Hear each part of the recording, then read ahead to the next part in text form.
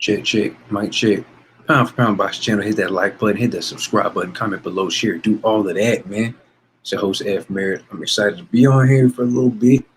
Just want to give my little just a little review of last night. Errol Spence, Danny Garcia, PBC card, Texas. We also got to talk about the Floyd Mayweather Logan Paul announcement today. So we got some things to talk about real quick. I'm just gonna do this little quick stream and just chill and then get back to what I was doing. But first of all, I'm a Keith Thurman fan. So obviously we already know the tension between Keith Thurman fans and Errol Spence and Terence Crawford, that whole situation, but I have to give credit where credit is due. With that being said, Errol Spence is a complete fighter. He can fight on the outside. He has a phenomenal jab. He's very smart. He can work the body. Just has a phenomenal inside game. He's just fundamentally sound. There were a couple of times he was hurt a couple of times. Danny Garcia made it a very difficult, well, not very difficult, but he made it an interesting fight because he was trying to throw some bombs at Errol, but he was kind of getting out the way, working the jab, had Danny's face swollen, the left side of, I think it was left eye. He had a mouse on it there. He was very swollen. I could just hear as every round went by, Angel, who is Danny Garcia's dad / trainer, his attitude was just kind of like, come on, Danny, pick it up, Danny. Like, come on, you playing with him. Come on, get him out of there. Like, you know what I'm saying? And Danny, I guess they were seeing two different things, and Danny just couldn't get in. He did have like a 3.5 inch reach disadvantage, and Errol took advantage of that. Errol's a very smart fighter. He's a very good fighter. So salute to both fighters for putting on a great show. Salute to PBC for putting on a phenomenal event in Texas, man. It looked lit. I think they had 20,000 in there. Everybody spread out, doing a good job, social distancing and stuff. Terence Crawford showed up. A lot of things some people weren't really talking about was Terence Crawford showed up. Not only did he show up, but the boy looked like he was, he had the jewels on and stuff. He was shining, the boy looked clean, man. Salute to Terence Crawford. They had the camera on him. That PBC recognized him. People always say, oh, Terence Crawford doesn't get recognized by PBC, and they're trying to be funny. They act like he doesn't exist. They act like the WBO doesn't exist. Well, he was on the screen. They talked about him.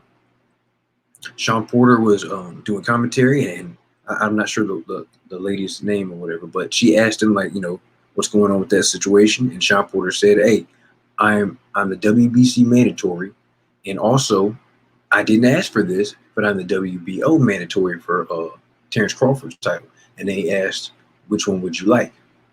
He said, hey, we've already seen Spence. I would like that rematch, but just to give the fans something different, something new, something fresh, I wouldn't mind fighting Terence Crawford. Whenever he's ready, I'm ready. And you know what? I support and respect that. Now, this is how I see this whole situation playing out, me personally. They asked Terence Crawford, they asked Errol Spence after the fight, who would you like next? What's next? He said, I'm just going to go get some chickens, get this and that on my farm, spend some time with my family. That's cool. I didn't like it, but I understand we got a lot of things going on. First fight back from a car accident, what I'm saying? Goes 12 rounds. Okay, it's been a hard year for him. He's been away from his family, just had a new son. Salute to him. I think with Terence Crawford being in attendance, that kind of put pressure on him. And I guess he handled the pressure okay, I guess, it wasn't much pressure to him because I guess he's trying to make it seem like, I don't know why he's here. Like, I don't care about him coming to my fights. I don't come to his fights. And that's the wrong way to look at it. This is a mega fight that people want to see. The situation is the Bob Arum situation with Terence Crawford. That's the monkey in the room. Are you getting out of your contract? Is Bob Arum going to let you out of your contract? Are you crossing the street, so to speak, and coming over to PBC? And if you are going to come over to PBC, with Sean Porter being your WBO mandatory, is the WBO going to mandate that? Is this something Sean Porter is going to want to get? And, I just answered it earlier, but this is how I see it playing out. Sean Porter is going to go ahead and do the WBO mandatory, right? Fight Terence Crawford. Okay, he's taken care of on that side, and it gives Terence Crawford a great opponent, credible opponent, former 2-time world champion. You know what I'm saying? Just a guy that gets in there and gives anybody a tough fight. It doesn't, even in his losses, you still have the utmost respect. Not an easy fight, style-wise, by any means for anybody. Okay, Terence Crawford and Sean Porter. That's on that side. The other side, one of the options for Errol Spence would be if he doesn't get Manny Pacquiao. This all is, if Manny Pacquiao doesn't fight Terence Crawford or if he doesn't fight Errol Spence. But Errol Spence could fight Keith Thurman. Now, Errol Spence has said, I'm not fighting Keith Thurman. And this is the problem I have with Errol Spence. He says, I'm not fighting Keith Thurman because he ducked me. I don't want to do no business with Keith Thurman. But at the same time, Sean Porter ducked you too. Danny Garcia ducked you too. And you literally just fought both of these guys back to back.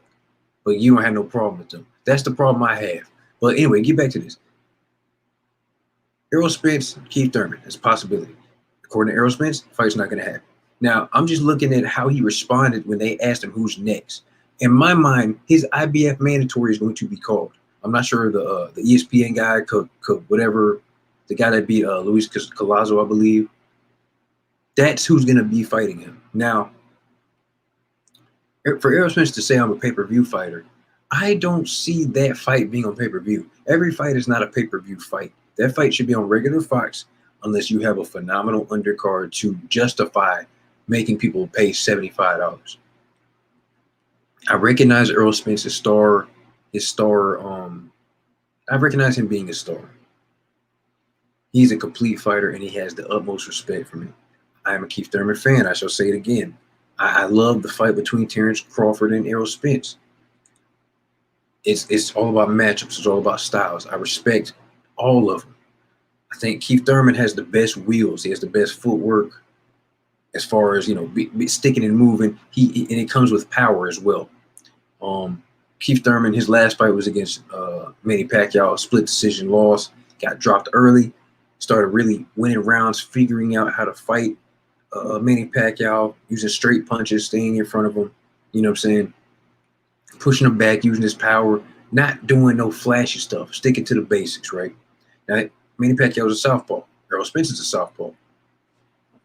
Hypothetically, if Errol Spence fought Keith Thurman, the thing would be, can Errol Spence take Keith Thurman's power? That's number one. Number two, how is Keith Thurman going to deal with Errol Spence's body work? We've seen Keith Thurman be hurt to the body multiple times. Sean Porter hurt him to the body. Not that bad, but he hurt him to the body.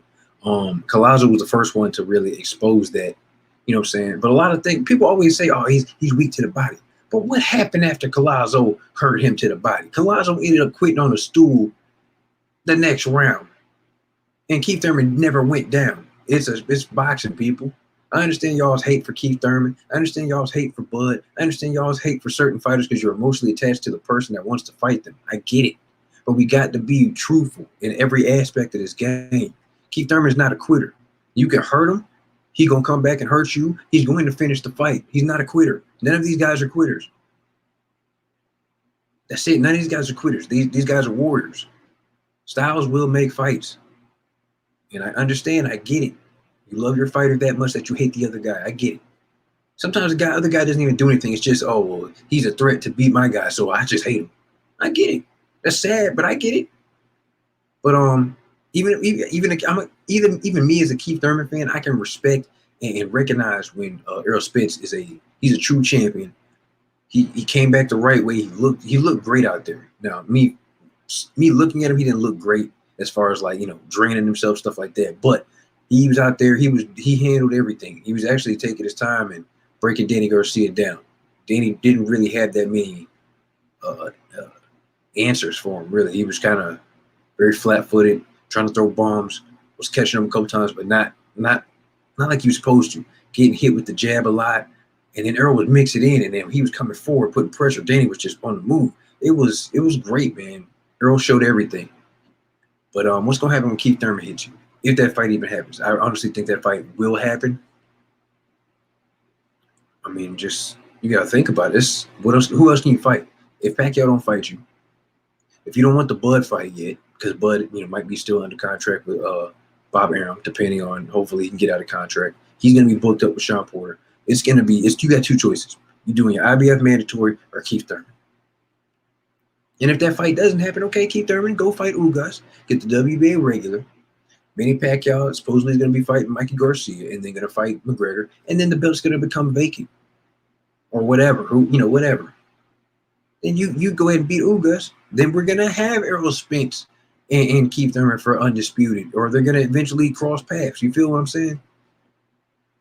But I'm excited, man. Errol Spence is back.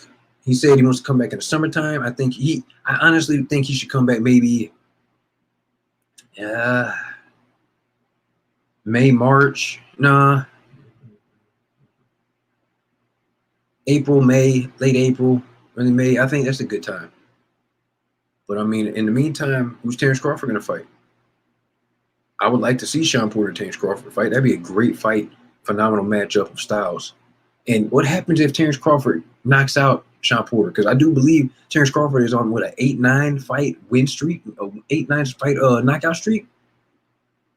This dude killing dudes. I don't care if it's not the top level competition. I don't care if it's whoever it is. He's knocking dudes out, stopping dudes. So you got to give him some kind of credit. But let's get on this Floyd. I'm gonna just end it with the Floyd Mayweather Logan Paul fight. Now I reported on this months ago, right? I knew this fight was gonna happen.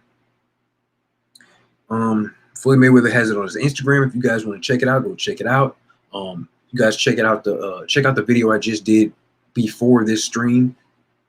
You guys can the link and everything is in the description where you can go, the prices, and you know what? As a business model for a pay-per-view, I respect it. Okay. They say the earlier you get the pay-per-view, the less the price will be. I believe the prices start at like $20, $25, and the closer the fight gets, it goes all the way up to like $60. Okay, I respect that. Let's lock these people in. If people complain about pay-per-view prices, you know what I'm saying? If you can go ahead and order your pay-per-view now, be locked in. That's easy money for us. And we have all of these people buying it, and as it gets closer, I like it. I like it. I have no problem with the price point. It's an exhibition. We know it's going to be a big event.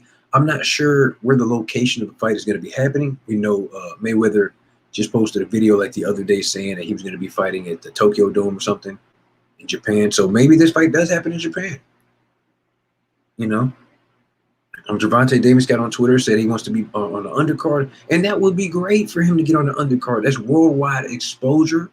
You're fighting on Floyd Mayweather's undercard once again. You obviously going to get a big payday. You're going to go knock somebody out, and your knockout's going to go viral everywhere. You're going to get even more fans. So that way when it's time for you to step back in the ring again for whoever you choose to fight, then guess what? The pay-per-view is going to go through the roof. You get way more fans. Everybody has seen you. Great. That's great. As far as the fight is concerned, man, Floyd, you better stop playing with these boys, man. Because guess what? We know what you've done in sport of boxing. You're a legend. Cool. But you're going to pick the wrong dude, and you're going to get knocked out, and it's going to go be everywhere like Nate Robinson. Salute to Nate Robinson for even getting in the ring. No disrespect. But you're going to pick the wrong dude, and it's going to erase everything you've done in the game. Nobody cares about what you did. It's all about what you've done for me lately. And if Floyd gets knocked out, oh, man. Wouldn't that erase everything?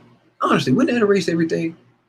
You got knocked out by a dude that's 0-1, a professional, and he's not even a professional fighter. But I do respect the Paul boys. Listen, they taking this game serious. They're training hard. I think was it Logan Paul had Shannon Briggs in his corner last fight. He had 2 fights with KSI, and they were great. They were good fights. These guys had stamina. They was actually fighting in there. I recognize when certain dudes can fight. Just because they're YouTubers, just because, people think, oh, they're celebrities, they're not taking the game serious. Dude, this game is serious for them. I'm telling you. They're not playing with this. And I respect that. I recognize that. But as far as him beating Floyd, first of all, what weight are they fighting in? That's the big question. Because Logan Paul is big as hell. I don't know what they're doing. I don't know where they fighting it. I don't know what weight they fighting it. Hopefully it's just like the Roy Jones and Mike Tyson fight, exhibition. They'll get a whole bunch of millions of dollars, maybe donate a little bit to charity. Snoop Dogg got on social media, said he wants to be part of the commentary. And bring him in. You better get that boy a job, man. Everybody loves Snoop Dogg. That doesn't do anything but make the fight bigger. Straight up. But Floyd better stop playing, man. Floyd is good, like 43 now? 42, 43, 44, something like that. Come on, man. If you're going to be here, cool. If you're not, hey, go sit down. It's okay. You've made enough money. How much money is enough money? But one other issue that I have is the date in which they chose, February 20th, right? And I noticed when he chose to make the announcement, usually, when you have pay-per-view or a big event, they usually make it on that Saturday or whatever. But he chose to make it on the Sunday. Now, it's being reported everywhere. You look on social media, it's everywhere. TMZ, say everywhere, ESPN, everybody's talking about it. So that's great marketing, number one. But they chose February 20th, right? Now, I know they wanted to do Wilder Fury 3. I think the second fight was in February, so obviously they would want to do it in February, hypothetically, if it was to happen. Because I know that, a lot of people saying that Wilder needs to have his trilogy. He paperwork and stuff. They went to litigation and stuff like that, whatever. But if Floyd and them are having their fight on the 20th, the Super Bowl is on February 7th. The only other available spot to have a big fight when it comes to Wilder Fury 3 would be February 13th. The best thing for them to do as far as promotion is to get up on the Super Bowl, do a commercial there, millions of people are going to be watching, maybe show up at halftime and talk in the studio or something like that, do a stare down or something like that the week before. All eyes is on them. That way they can say, hey, the fight's next week, something like that. Get as many pay-per-view buys as possible. That's the best slot. You go a week before Logan Paul and Floyd Mayweather and a week after the Super Bowl. That's perfect. Because if you go the week after Floyd Mayweather and them, like we'll say the 27th of February, I don't know if that's going to be so good. But anyway, you guys let me know what you guys think. Hit that like button, hit that subscribe button, comment below, share, do all of that. Support who supports you. Come here for all things boxing related, man. I'm out. It's your host, F. Merritt. I'm gone.